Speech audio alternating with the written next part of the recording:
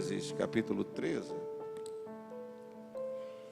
Assim que lemos, eu vou ler só um capítulo, não é longo, aí você vai poder se assentar para ouvir. Gênesis 13. Amém. Diz assim, já encontrou o texto? Diz assim: saiu, pois, Abrão do Egito para o Neguebe, ele e sua mulher e tudo o que tinha, e Ló com ele. Era Abrão muito rico, possuía gado, prata e ouro. Fez as suas jornadas no Neguebe até Betel, até o lugar onde primeiro estivera a sua tenda, entre Betel e Ai, até o lugar do altar que outrora tinha feito. E aí Abrão invocou o nome do Senhor. Ló, que ia com Abrão, também tinha rebanhos, gado e tendas. E a terra não podia sustentá-los para que habitassem juntos, porque eram muitos os seus bens, de sorte que não podiam habitar um na companhia do outro. Houve contenda entre os pastores de gado de Abrão e os pastores de gado de Ló. Nesse tempo, os cananeus e ferezeus habitavam essa terra. Disse Abrão a Ló: não haja contenda entre mim e ti, e entre os meus pastores e os teus pastores, porque somos parentes chegados. Acaso não está diante de ti toda a terra? Peço-te que te apartes de mim. Se fores para a esquerda, irei para a direita; se fores para a direita, irei para a esquerda. Levantou Ló os olhos e viu toda a campina do Jordão, que era toda bem regada antes de haver o Senhor destruído Sodoma e Gomorra, como o jardim do Senhor, como a terra do Egito, como quem vai para Zoar. Então Ló escolheu para si toda a campina do Jordão e partiu para o oriente, separando-se um do outro. Habitou Abrão na terra de Canaã, e Ló nas cidades da campina, e ia armando as suas tendas até Sodoma. Ora, os homens de Sodoma eram maus e grandes pecadores contra o Senhor. Disse o Senhor a Abrão, depois que Ló se separou dele: ergue os olhos e olha desde onde estás para o norte, para o sul, para o oriente e para o ocidente, porque toda essa terra que vês eu te darei, e a ti e a tua descendência para sempre. Farei a tua descendência como o pó da terra, de maneira que, se alguém puder contar o pó da terra, então se contará também a tua descendência. Levanta-te, percorre essa terra com seu comprimento e na sua largura, porque eu te darei. E Abrão, mudando as suas tendas, foi habitar nos carvalhais de Manre, que estão junto a Hebrom, e levantou ali um altar ao Senhor. Amém. Pai, te pedimos que o Senhor nos ensine a tua palavra, fale ao nosso coração, e que ela produza na minha vida e na vida de cada um de nós o propósito, o efeito, aquilo que o Senhor tem preparado através desta palavra. Que o teu nome seja glorificado por todas as tuas bênçãos, em nome do Senhor Jesus, e que todos digam amém. Dê um abraço no seu irmão e diga: seja cheio do Espírito Santo. E aí você se assente. Vamos meditar na palavra de Deus. Queridos irmãos, amém. Ló é símbolo, nós podemos tomá-lo como um símbolo de um cristão, um símbolo de um crente fraco, de um crente trôpego, de um crente mundano, que vive dando problemas e deixa de ser uma bênção. Não influencia, não tem autoridade para testemunhar, não produz frutos. É um crente que caminha a reboque, é alguém que caminha sempre sendo puxado, sempre sendo rebocado, para a direção certa, para o caminho certo, para as coisas de Deus. Enfim, um crente a reboque vive na sombra dos outros e não na presença de Deus. Vive na sombra dos outros e não na presença de Deus. Ló acompanha Abrão desde Ur dos Caldeus. Aonde Abrão vai, Ló vai atrás. Abrão andava com Deus, Ló vivia à sombra de Abrão. Depois você pode ler, capítulo 11, versículo 31. Abrão levanta altares a Deus. Ló nunca levantou um altar a Deus. Ló armava suas tendas para Sodoma. Ló é o retrato de um crente rebocado. Cortada a amarra que liga os dois, eu diria assim, botes, né? Porque essa palavra reboque é uma palavra que tem a ver com essa coisa de um veículo que puxa outro, né? É muito usado na parte naval, né? Um rebocador é o nome de um tipo de navio, um barco, né? Nem sei se é navio, se é barco, mas é pequenininho. E rebocador é aquele navio pequenininho que faz aportar um grande navio, manobra o grande navio, não é? Então, o retrato de Jó é esse, não é? Enquanto ele está preso a um outro barco, quando essa amarra que une os dois, daquele que está rebocando, quando isso é cortado, ainda o que está atrás, ainda durante um tempo, continua no impulso, né? Mas, à medida que o barco que estava rebocando avança, ele está sendo rebocado, ele vai parando. O que puxa continua avançando, mas o que foi cortado, o que era rebocado, ele vai parando, vai parando. Não tem mais aquela força que traz, ele para, entregue apenas ao sabor das ondas, né? As marés e as ondas, enfim. E essa é uma triste imagem, eu diria, do Ló moderno. Por tanto tempo, muitas vezes puxado, rebocado por um cônjuge fiel, rebocado por pais cristãos, pais piedosos. Se é privado desse convívio, perde o entusiasmo, cede logo ao desânimo, abandona finalmente a corrida da fé, a busca de Deus, o serviço de Deus, né? Porque aquele que o puxava não está mais puxando, perdeu, seja a família, seja o pai, seja a mãe, seja os avós, seja os cônjuges. Quando Ló ficou sozinho, a sua direção foi a direção de Sodoma. E ali em Sodoma ele afligiu a sua alma. Ali em Sodoma ele mergulhou a sua família num lugar tenebroso.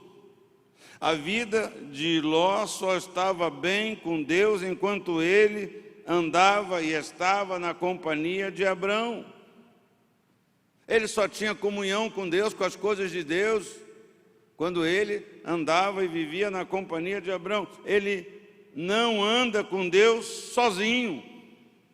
Ele não anda com Deus sozinho. Crente rebocado.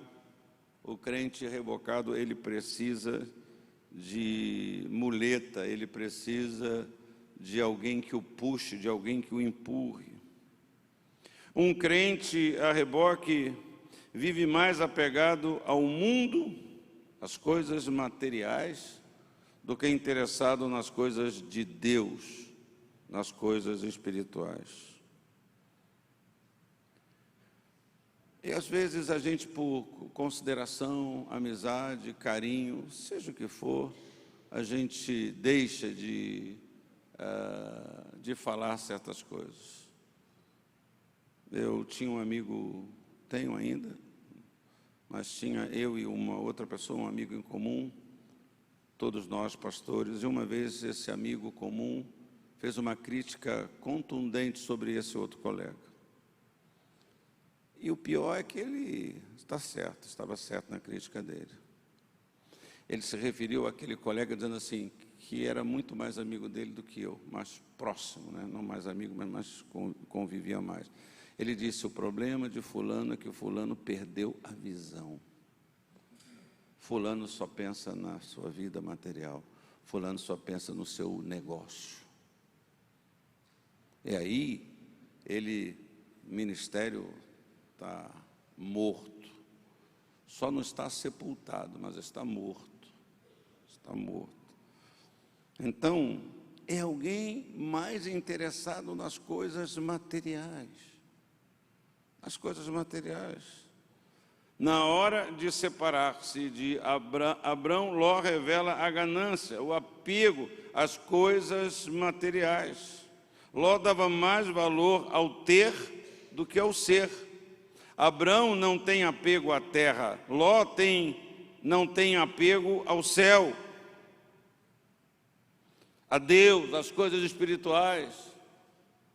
O coração de Ló estava posto nas coisas materiais e não em Deus. Ora, nós temos que ouvir certas coisas na casa de Deus, da palavra de Deus, e pensar em nós, e o meu coração está pegado aqui. Ah, não, o coração do bispo está pegado a Deus. Por quê? Como é que você sabe? Como é que você vai discernir isso? Porque eu prego? O coração do outro está pegado por quê? Porque ele tem cargo? Por que o coração está pegado? Como que a gente sabe isso? Mas o fato é que, olhando para essa história, a gente pode discernir isso, que Abrão não tem apego à terra e que Ló não tem apego ao céu. Seus olhos se enchem com as riquezas do mundo. Ele olhou e falou, caramba, olha o que é isso? Tem que estar lá, eu tenho que ter lá, eu tenho que comprar um terreno aqui, eu tenho que ter uma propriedade nesse lugar. Porque olha para cá, olha para lá, não, mas aqui vale mais. Eu tenho experiência, eu sou um homem, eu sei negociar. Seu prazer não está em Deus, mas o prazer de Ló está no dinheiro. Ló perde o que cobiça e Deus dá a Abrão toda a terra que Ló cobiça. Ló perde o que cobiça e o que ele cobiça é dado para o Abrão. Ló caminha na direção de Sodoma, a cidade condenada. Ló vai para a cidade iníqua, para a cidade da perversidade. Ló vai armando as suas tendas já numa direção, vai entrando no espírito, porque essas coisas são devagar. Certas coisas são devagar. Você não muda para Sodoma de mala e cuia. Você primeiro manda cuia, depois você manda uma espátula, depois você manda um sapato. Vai, é uma coisa devagar. É uma coisa devagarinho. Ló vai entrando no espírito da cidade. Ló finalmente leva a sua família para Sodoma. Para ele, o status, o sucesso, a fama, a riqueza, valem mais do que a vida espiritual da sua família. Então, pela descrição bíblica, é claro que Sodoma era um lugar sensacional, era um lugar maravilhoso. Não era um lugar ruim, não era um lugar que estava lá aquela destruição, aquela decadência, não. Ló se mistura, Ló se envolve. Queridos, Deus, através da sua palavra, nos faz dois alertas. Primeiro, está em 1 João, capítulo 2, versículo 15. Quando o Senhor nos diz, não ameis o mundo nem as coisas que há no mundo. Se alguém amar o mundo, o amor do Pai não está nele.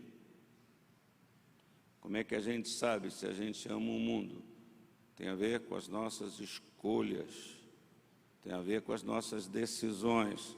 Outra exortação é Tiago, capítulo 4, versículo 4. Infiéis, não sabeis que a amizade do mundo é inimiga de Deus? Há muitos filhos de Deus, hoje, nos dias atuais, vivendo em Sodoma. Não numa Sodoma geográfica. Perderam esses cristãos os seus absolutos. Temos que ter absolutos na nossa vida? Não. Não, isso não dá para mim. Estão mais entusiasmados com as riquezas do mundo do que com as glórias do céu. Estão mais fascinados com o brilho de Sodoma do que com a glória de Deus. Porque Sodoma brilha, Sodoma atrai, porque tanta coisa brilha, tanta coisa atrai nesse mundo. Tem muita coisa, entre aspas, boa. Alguém novamente me perguntou alguma coisa sobre é certo, é errado, é pecado fazer isso ou fazer aquilo, e eu sempre cito o mesmo texto para certas questões. Ora, todas as coisas são permitidas, tem a ver com o poder daquilo que nos foi dado, o livre-arbítrio. Todas as coisas, mas nem tudo é conveniente. Alguém interessado nas coisas do céu vai sempre se perguntar se é conveniente. É conveniente. Não, mas não tem problema não. Sim, eu concordo que não tem problema. Concordo. Concordo que não faz mal. Concordo também. Mas, num determinado momento, não é conveniente aquilo ali. Não é? Isso, para todos nós, tem coisas que para mim são, um número maior de coisas não são convenientes pelo meu chamado, pela minha responsabilidade. Mas para todos nós há um monte de coisas que não são convenientes. Se você se coloca nessa posição de cristão, de servo de Deus, alguém que faz altares e levanta altares para o Senhor, alguém que busca a Deus, alguém que crê na palavra de Deus, alguém que tem esperança do céu, tem expectativa.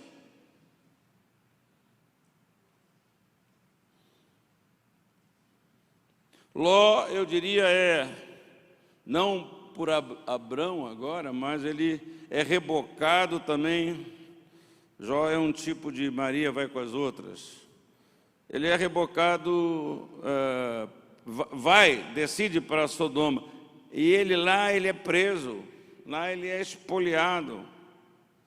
E é interessante que no capítulo 14, você vai ler depois, que o seu tio vai lá e o liberta, e mesmo depois de ser liberto por seu tio, ele volta para Sodoma.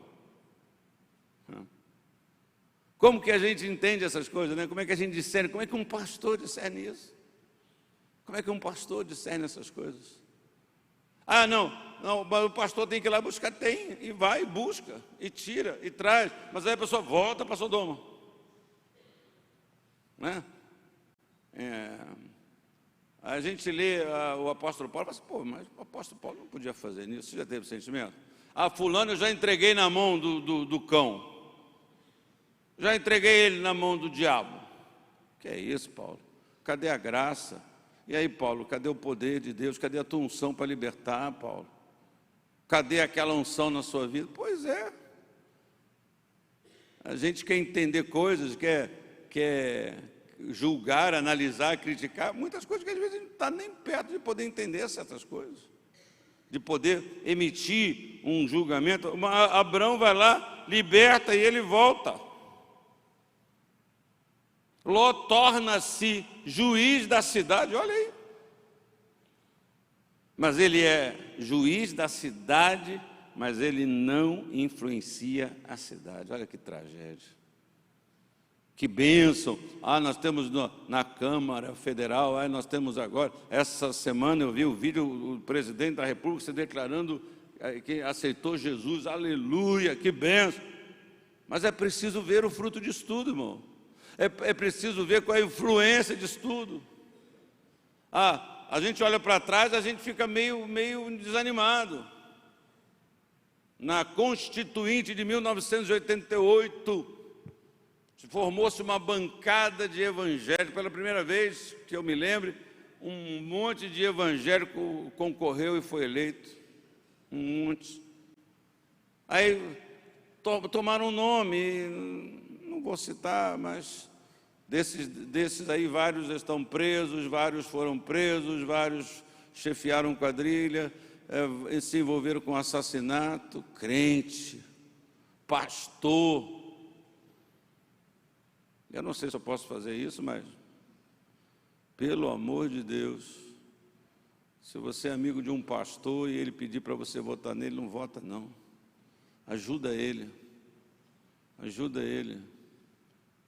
O cara bota o nome de pastor, candidato pastor fulano, pastor Beltrano. É para falar assim, mas o que tu está fazendo aqui na Câmara? O que você está fazendo aqui no Senado? O que você está fazendo aqui? Foi rebaixado.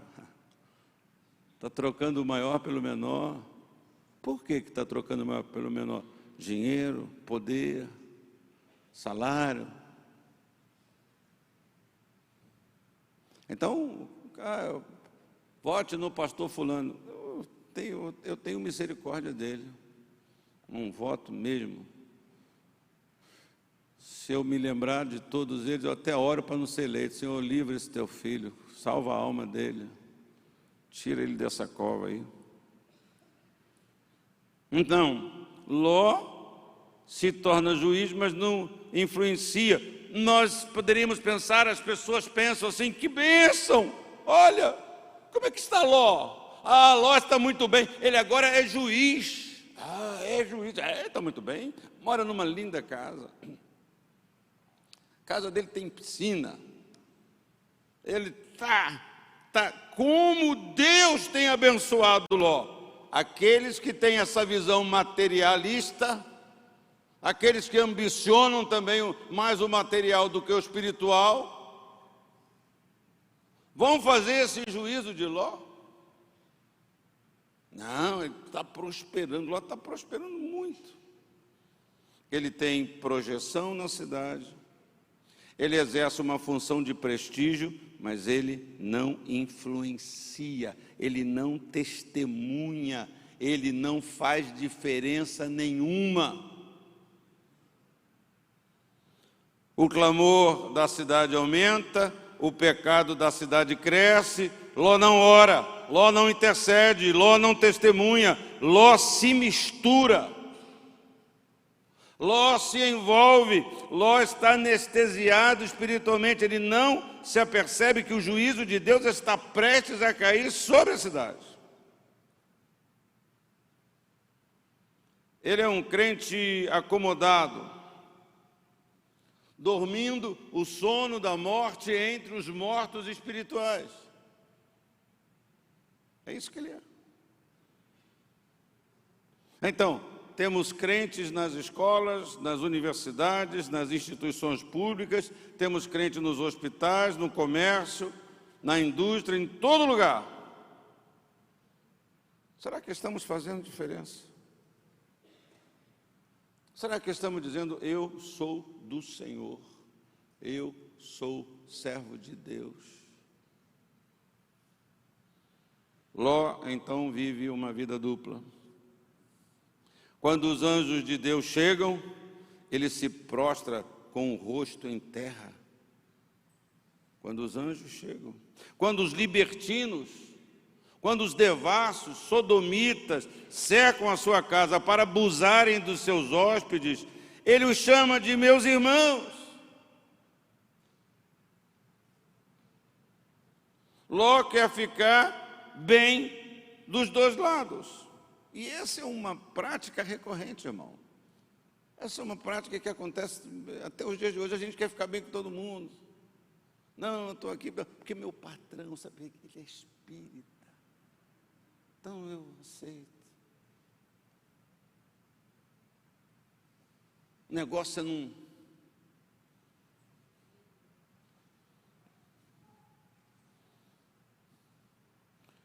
Triste coisa, meu irmão, é fazer concessão ao mundo.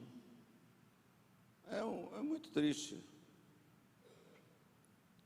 O pessoal coloca, eu concordo, né, uma frase na rede social dizendo que nós somos sal, mas não é para ser sal grosso. Mas você sabe que para determinadas situações você tem que ser sal grosso. No churrasco você bota sal fino ou sal grosso? Eu concordo que nós fomos chamados para ser sal. Tem hora que é sal fino, tem hora que é sal grosso, tem hora que é sal de onde que é o sal mais caro aí que você compra. Olha aí como é que você compra, tá vendo? Estou sabendo. O sal do Himalaia, rosa, que é o não sei o que lá, aí já tem um monte de gente dizendo que é tudo mentira, não é verdade? É tudo comercial e tal. É para ser sal. Ah, não, eu chamei para... Mas sal que não salga, pode ser grosso e fino, não presta. Não presta. Não aproveita. Sal tem que ser sal.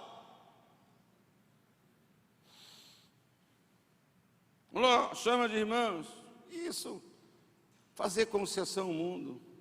Irmãos, fala para o irmão do lado, irmão, fica ligado porque o mundo tem faro. O mundo tem faro. O mundo tem faro, tem faro sim.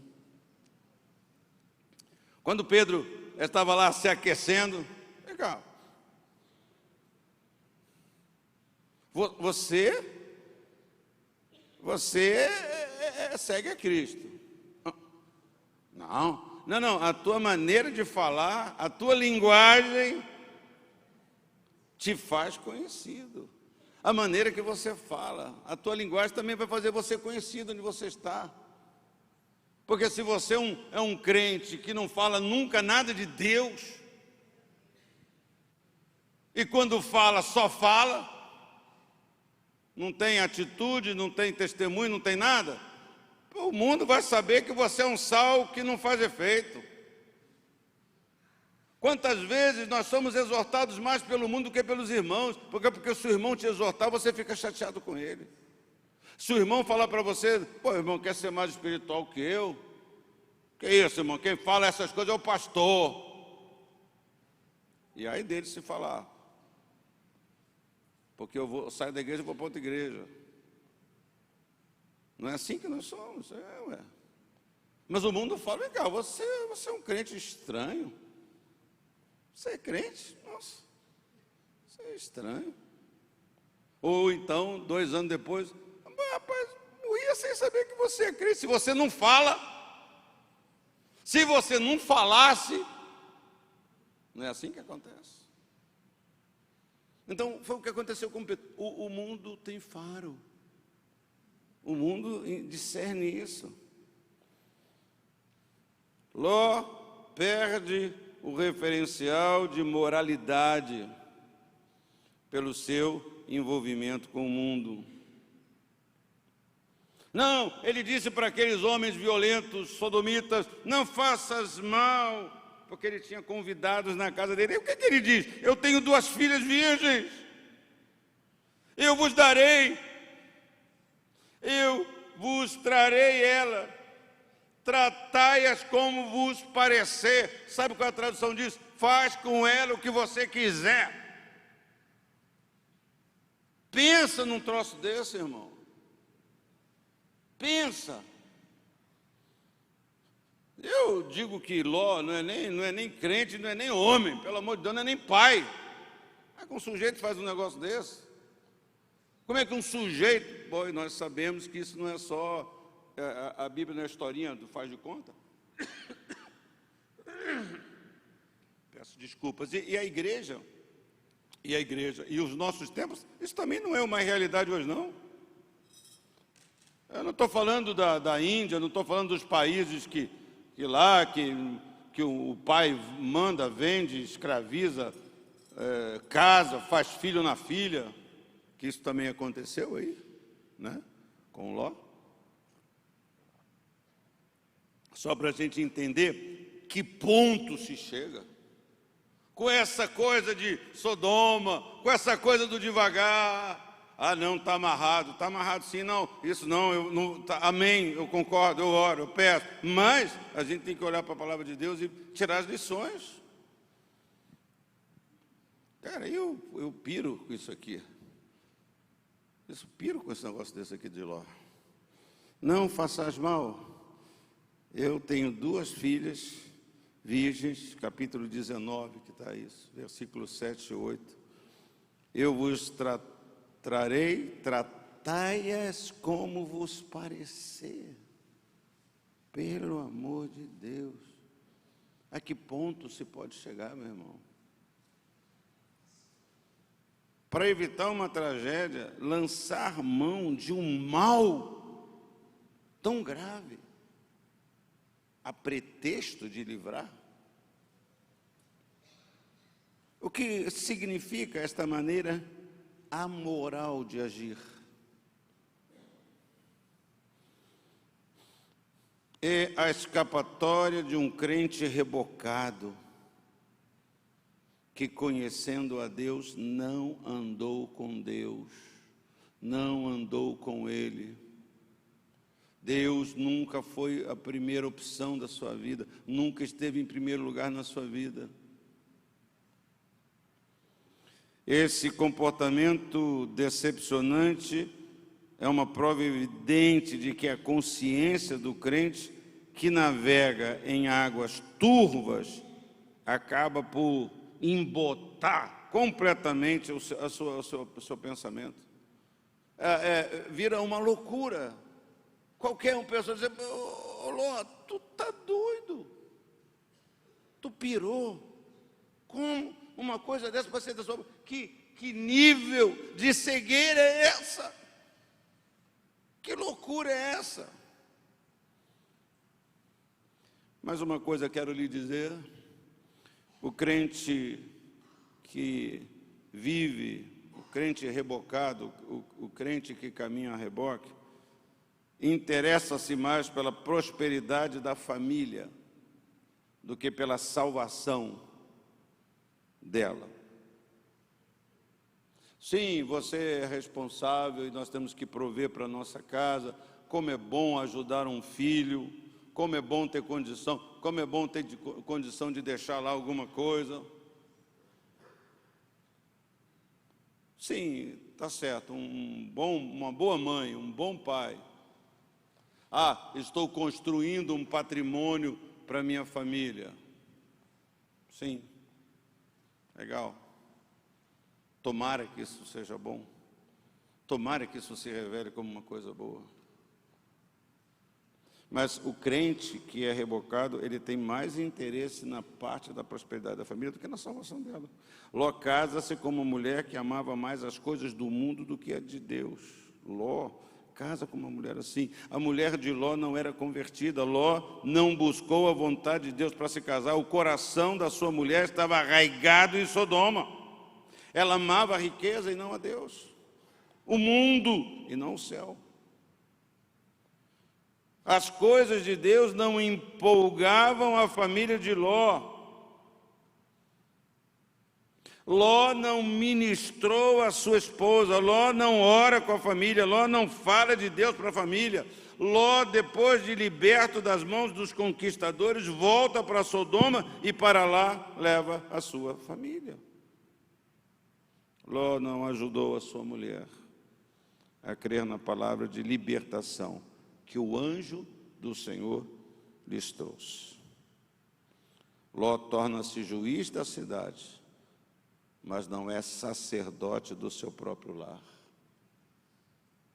Ló era homem de projeção, cuidava dos problemas dos outros, julgava questões, mas não ora com a família, não ensinava as coisas de Deus para a sua família. Você sabe que nós temos outras ilustrações bíblicas. Uma é o sacerdote. Eu, sacerdotes, todos aqui, inclusive eu. Elias, sacerdote, profeta, mas não repreendeu os filhos, não disciplinou os filhos. E deu no que deu. Davi, o próprio rei Davi. Em relação a Absalão, em relação aos seus filhos, em relação às atitudes que ele devia ter, o exemplo. Muitos lares hoje estão em crise, isso não é nenhuma grande revelação, é algo sabido por todos nós, mas não há, e por que é isso? Porque não há comunhão ao redor da mesa, não há mais, não há. É verdade, né? A TV ocupou o altar da família. As filhas de Ló são entregues para casar-se, para namorarem com homens que não temiam a Deus. Ló não tem critério nenhum. Ló não tem referência nenhuma, não tem princípio nenhum. Abrão mandou buscar a esposa crente para seu filho Isaque. Abrão não falou assim, não, pega aí, tem dinheiro, sou rico, dá. Casa com quem? Não, manda pegar alguém lá, que seja da nossa família, da aliança com Deus. Traz aqui. Ló entrega suas filhas aos moços de Sodoma que caçoam, tripudiam dos princípios de Deus, da fé de Deus, na palavra de Deus. Eu pergunto, quantos pais têm orado pelo casamento dos seus filhos? Quantos pais oram pelo namorado da sua filha? Quantos olham se o namorado da sua filha é um cristão, é um filho de Deus verdadeiro? Não sei o que aconteceu, eu conheci ele lá na Nova Vida, no retiro, no acampa dentro, no acampa fora. Sei, mas ele não era convertido. As suas atitudes, você não ensinou a menina a ver como que são as atitudes de um rapaz. Você não ensinou ao menino como são as atitudes, devem ser as atitudes de uma moça. Porque você sabe, hoje tem de tudo. Tem moças que atacam mesmo. Eu sei de uma situação que 2 moços de igrejas diferentes começaram a namorar. E a moça chamou o rapaz, aí, vamos transar? Aí ele falou assim, não. Aí, você sabe o que a moça disse para ele? O rapaz falou assim, mas nós somos cristãos, né? A moça falou assim, já sei, você é de uma igreja tradicional, você é de uma igreja da lei. Aí ficou assim, acabou. Aí eu fico pensando, se o rapaz não fosse mesmo também crente, festa no AP. Pois é. Ló não tem autoridade para pregar para os seus genros. Ló prega para os genros, se prega, mas não vive o que prega. Aliás, ele prega quando ele manda ele sair da cidade condenada. Mas ele mesmo está agarrado a ela. Mas ele mesmo só sai rebocado, só sai puxado.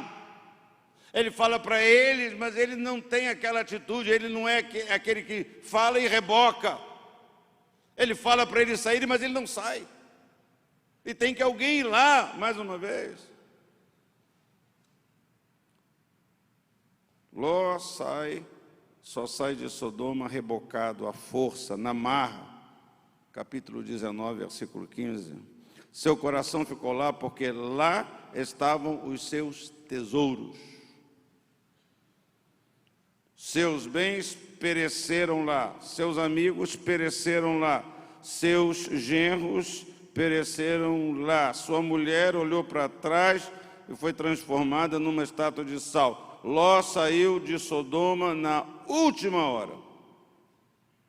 Como se diz, ele foi salvo com um cheiro de fumaça. Quase que ele foi torrado também. Se cheirasse a roupa dele, estava com fumaça, cheiro de fumaça. Então, para terminar essa palavra, por que Ló é rebocado para sair de Sodoma? Porque Deus é misericordioso. Por quê? Porque Deus é misericordioso. Aí nós precisamos ser misericordiosos, irmão. Ah, deixa ficar, deixa morrer. Não quer? Já fui lá, já tirei uma vez, agora vai. Eu vou me arriscar.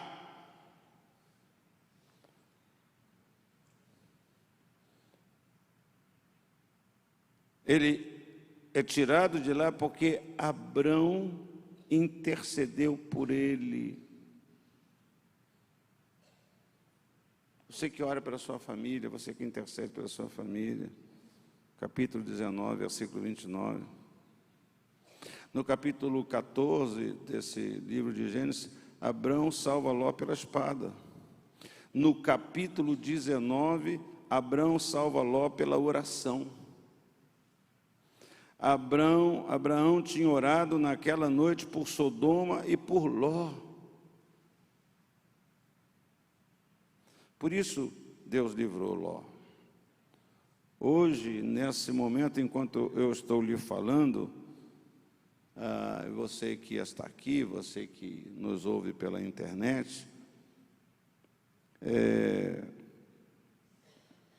quem sabe a sua mãe, o seu pai, sua esposa, seu marido, seus pais, seus filhos, seus avós, estejam orando e já oraram muito por você. Talvez a sua presença na igreja num determinado momento não seja nem porque você me deu uma vontade, é porque alguém ora, alguém intercede, alguém pede livramento pela sua vida.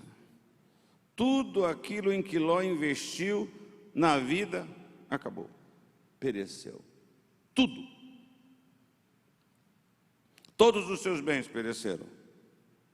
Ló não salvou nem um bodinho. Péssimo investimento para quem colocou o seu coração na riqueza da terra e não ajuntou tesouros no céu. A família de Ló termina em grande tragédia, grande tragédia. Sua mulher virou uma estátua de sal, seus genros viraram cinza e pereceram no juízo da cidade, suas filhas tornaram-se suas esposas, tornou-se avô dos seus filhos e pai dos seus netos. Sua descendência, moabitas e amonitas, os dois filhos que ele teve com as filhas, Amon e Moabe, foram um pesadelo ao longo dos séculos para o povo de Deus. Prostraram-se diante de deuses falsos, triste herança para um crente rebocado, que amou o mundo e perdeu tudo, exceto, nesse caso aqui, a sua salvação, por causa da misericórdia de Deus.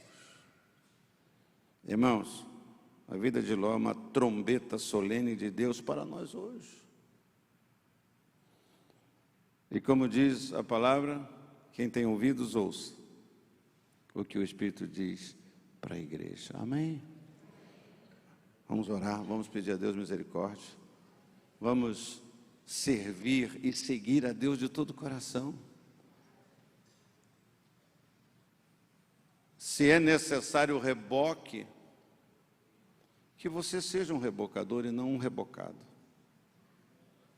E se você precisa, e de repente em algum momento da vida você precisou ser rebocado, eu não estou falando desse caso, estou falando de uma vida toda. Uma vida toda ele foi rebocado. Eu penso que essa pode ser uma palavra assim que a gente pode aplicar mais aos cristãos mais vividos, mais tempo na igreja. Porque se tanto tempo ainda você precisa ser rebocado. De tudo que você viu, viveu, sentiu, ouviu, aprendeu, você ainda precisa. Você ainda precisa. Você ainda não criou músculos para lutar contra os seus adversários. Você que já venceu, né? Já venceu, por exemplo, tem adversários, irmãos, que a gente já venceu N vezes. Tem um adversário que eu já perdi a conta das vezes que eu venci ele. Esse adversário chama-se desânimo. É porque hoje, depois de tanto, você ainda é derrotado pelo desânimo. Que você já venceu. Que você já tomou uma decisão de acordo com a Bíblia contra o desânimo. E você deu tudo certo. E funcionou, e não teve empecilho, não teve embaraço, o desânimo saiu fora. Mas por que daqui a pouco a gente está assim, não, estou desanimado? Está desanimado por quê? Falei sobre isso aqui em outro culto, vocês foi culto de oração. Por que você está assim? Por que está caído o teu semblante? Não, o cara tem que pensar. Deus sabe. Deus sabe que quando eu estou desanimado, antes do que eu, mas Deus fala assim, por que você está desanimado? Deus sabe que eu estou desanimado. Mas por que você está desanimado? Quando Deus fala assim, por que você está assim? É porque não era para você estar assim. O que você faz aqui, Elias? Não era para estar aqui, Elias. Entende? Por que você está aqui, Elias? Não era para você estar aqui, Elias. Ou por que está desanimado? Se Deus fala isso para você, é porque não é para você. Você não tem razão para estar desanimado. Só se você estiver atraído, seduzido pelas coisas deste mundo, você vai ficar desanimado. Porque você não tem o que o ímpio tem, porque o ímpio do teu lado tem melhor de vida de você, e você acha que você... Essas coisas que nos prostram, que nos abatem. Mas é a fé que nos conduz com vitória, não é verdade? O meu Deus tem mais para me dar, meu Deus é poderoso para me dar o que eu preciso, aleluia. Se Deus achar que eu posso e devo ficar rico, eu vou ficar rico, mas eu não quero ficar rico. Eu não vou perder o meu tempo para ficar rico nessa terra. Porque perder o tempo, ficar rico para quê? Para deixar para o outro? Né? Não, só deixa para suas netinhas. Sim, mas minha netinha vai casar com uns cabos que eu espero estar vivo para ver a cara do sujeito, ver o que é. Né? Dependendo da cara dele, eu já tiro o meu dinheiro todo, para não deixar para os caras. Vamos pedir graça de Deus para nós. Se você é um crente rebocado até hoje, então você também pode dizer assim, pela misericórdia de Deus. Mas eu preciso da misericórdia de Deus. As misericórdias do Senhor são a causa de não serem consumidos, mas o justo viverá pela fé e não pelas misericórdias de Deus. Graças a Deus, quando a minha fé falhar, a misericórdia de Deus não vai me abandonar. Amém, amado irmão? Fique de pé comigo, por favor. E vamos orar, e eu estimulo você a fazer uma oração, a falar com o Senhor nesta hora.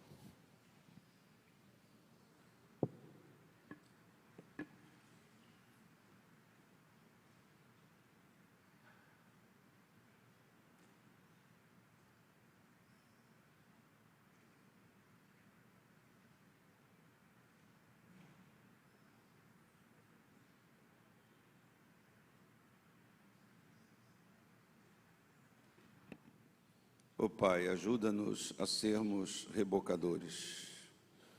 Ajuda-nos a sermos pessoas com ânimo e força para puxar, ajudar, manter interesse. E muda também, Pai, a vida desses que sempre são rebocados. Eu não sei o dia de amanhã. Pode ser que eu viva um dia que eu vou precisar que alguém com carinho, amor, fé, vá lá rebocar a minha vida, vá lá me encorajar. Eu não estou dizendo que isso não é importante, nada disso, Pai. Eu estou dizendo, a Tua palavra, pelo menos diz para mim dessa forma, que eu preciso olhar para a minha vida. Eu preciso olhar para mim mesmo e ver o que eu estou fazendo com tudo que o Senhor tem me dado. Com a sua palavra, com a sua promessa, com o seu Espírito, com o seu poder, Pai. Eu tenho que olhar para mim e me perguntar, mas por que você está cedendo aqui? Por que eu tenho que ter esse cuidado? Obedecer o conselho da tua palavra, quando Paulo disse a Timóteo, tem cuidado de você mesmo. E não é só do meu corpo, não é só do meu coração, não é só tomar os remédios, não é só tomar um pouco de vinho por causa do estômago. Não, Pai, é cuidar de mim mesmo, da minha alma, do meu sentimento, da minha fé, do meu corpo também. Então ajuda-nos, ó Pai, ajuda-nos nesse tempo. Ajuda-nos neste tempo, em que nos parece, não quer dizer que é isso mesmo, mas parece que há tão poucos rebocadores hoje, que a maioria está parada, muitos estão à deriva, muitos estão sem rumo, muitos estão navegando, são empurrados, às vezes são empurrados pelo próprio mundo, atraídos ainda mais para uma Sodoma. Então, tem misericórdia de nós, tem misericórdia da nossa família, da nossa casa, que nós possamos olhar para a Tua palavra e nos alegrar com a Tua graça, o Teu favor, o Teu poder, a Tua bondade, a Tua misericórdia. Muito obrigado por aquilo que o Senhor fala.